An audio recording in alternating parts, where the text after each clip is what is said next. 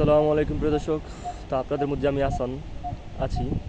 Anxiety, OCD, panic attack, অতিরিক্ত চিন্তা, মাথা ব্যথা, মাথা ভয়, মাথা ভার, ওসিডি ইত্যাদি রোগ নিয়ে আপনি খুবই বাজে একটা দিন পার করছেন। অনেক দিন ধরে হয়তো আপনাদের এই রোগটা রয়েছে, কিন্তু ভাবতে পারছেন না, বুঝতে পারছেন না, কোনো রাস্তায় পাচ্ছেন না এই রোগ থেকে কীভাবে আপনারা রিকভার হবেন বা সুস্থ হবেন।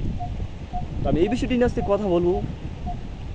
তো প্রথমত বলে দিয়েছি, আপনারা এই ভিডিওটি প্লিজ এই ভিডিওটি দেখেই চ্যানেলটি সাবস্ক্রাইব করে দেন, কারণ আপনার কি সাবস্ক্রাইব আমাকে অনেক দূরে এগিয়ে নিয়ে যাবে।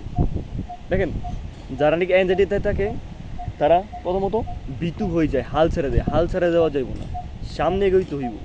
আমি যেভাবে আপনাদের কাছে আসি এখন, সুস্থ হয়ে আসি, সুস্থভাবে আপনাদের সাথে কথা বলতেছি, ঠিক আছে? এটা আপনার হইবেন, আমার যে রোগ হয়েছে আপনাদের সেই রোগই হয়েছে। এটা একটা জ্বর ঠান্ডার মতোই রোগ, আপনারা যদি মনে করেন। আর যদি মনে করেন অনেক বড় রোগ, তাহলে অনেক বড় রোগ। আপনি কি চান যে এই রোগ থেকে সারা জীবন এই রোগের মধ্যে থাকবেন, এই রোগ থেকে বের হইতে হবেন না? আপনাকে তো বের হতে হবে, এই রোগ থেকে সুস্থ হতে হবে, সামনে এগিয়ে যেতে হইব, হাল ছাড়তে দিতে হইব না। এটা বুঝতে হইব। প্রত্যেকটা মানুষকে আল্লাহ তাআলা সুস্থতার রাস্তা দেখাই দিচ্ছে, একমাত্র মৃত্যু বাদে। যখন ওনার মৃত্যু হয়ে যাব তখন তো মৃত্যুই। আর প্রথমত অ্যাংজাইটি রোগীরা এই জিনিসটা খুবই বোকামি করে, যে তারা বলে মারা যাইব।